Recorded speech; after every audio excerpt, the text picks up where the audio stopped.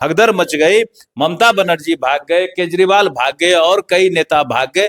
इनके पास तो वो पुराना गठबंधन है और इस गठबंधन का पूरे देश में कोई असर नहीं है।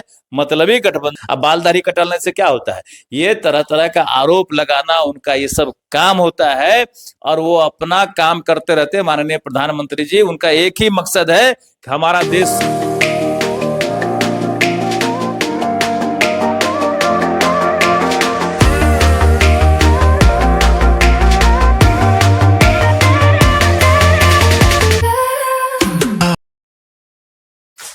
नमस्कार, आप देख रहे हैं जनता जागरण और मैं हूं आपके साथ प्रिंस कुमार। आज मैं बीजेपी विधायक नीरज बबलू जी के यहाँ हूं। सबसे पहले नीरज जी, बहुत बहुत स्वागत है आपका। धन्यवाद।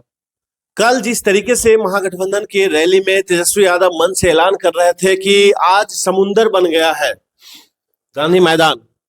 देखिए, ये लोग बरबोले हैं, इन लोगों का बरबोलापन वाला काम रहता है।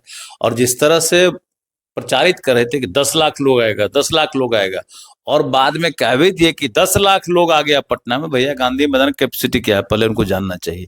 गांधी मैदान का कैपेसिटी 3 लाख भी नहीं बचा है।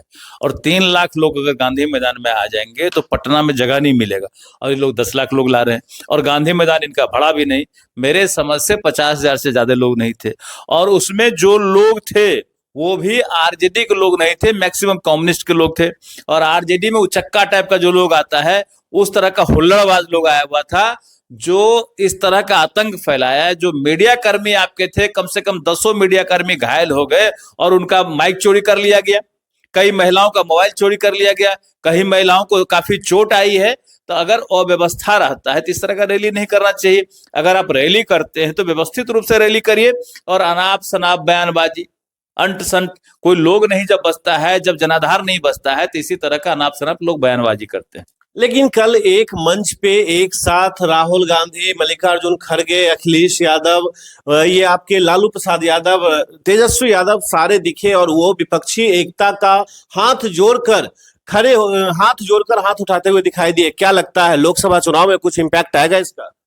देखिए, जिस समय इंडिया गठबंधन बना था, माननीय मुख्यमंत्री नीतीश कुमार जी पहल करके इंडिया गठबंधन बनाने का काम किया। और इंडी गठबंधन जैसे ही भगवान श्री राम का मंदिर का उद्घाटन हुआ, उस समय पहला असर बिहार पर पड़ा और इंडी गठबंधन का इनका मुख्य पिलर ढह गया। नीतीश कुमार जी इंडी गठबंधन छोड़ करके पुराने गठबंधन एनडीए में आ गए, जो इनका नेचुरल गठबंधन था। और इनके छोड़ते ही पूरे भगदड़ मच गई। ममता बनर्जी भाग गए, केजरीवाल भाग गए और कई नेता भाग गए। इनके पास तो वो पुराना गठबंधन है और इस गठबंधन का पूरे देश में कोई असर नहीं है। मतलबी गठबंधन है। ये लोग नोच खरोच में लगे हुए हैं। इनके गठबंधन का कोई असर पूरे देश में नहीं पड़ने वाला है। जनता इनके गठबंधन को रिजेक्ट कर दिया है और आरजेडी को तो विशेष तौर पर बिहार में रिजेक्ट किए हुए। जिस तरह से पहले आरजेडी को 0 सीट मिला था, आने वाले 24 में भी लोकसभा में इनको 0 का 0 ही मिलेगा। एक भी सीट नहीं मिलने वाला है। चाहे रैली करे या रैला करे, कोई फर्क नहीं पड़ता है। तेजस्वी यादव बीजेपी को डस्टबिन बता रहे हैं, क्या कहेंगे आप? डस्टबिन बता रहे हैं तो ये डस्ट कहां से आया? ये जो जिसके बारे में कह रहे हैं कि विधायक को ले रहे हैं, ये विधायक किस दल के हैं? कि आप ही के दल के थे, कांग्रेस के थे, आरजेडी के थे? इसका मतलब आप डस्ट को पहले से रखे हुए थे। तो डस्टबिन तो आपका था। हम तो सफाई करने का काम करते हैं।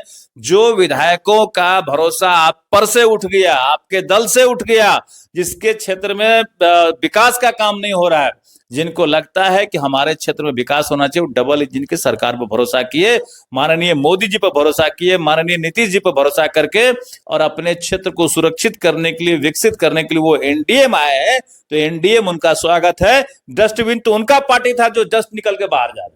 लालू प्रसाद यादव कह रहे हैं मोदी जी हिंदू नहीं है, क्या कहेंगे प्रधानमंत्री? देखिए, लालू प्रसाद जी पुराने नेता हैं, षड्यंत्रकारी हैं। उम्र का असर उन पर दिखने लगा है। षड्यंत्र वाला उनका बयान जाता नहीं है। जिस तरह से माननीय प्रधानमंत्री जी पूरे देश की सेवा में लगे रहते हैं, प्रधान चौकीदार अपने आप को कहते हैं, तो उनको कहाँ फुर्सत है दकियानुसी बातों का? अब बालदाढ़ी कटाने से क्या होता है?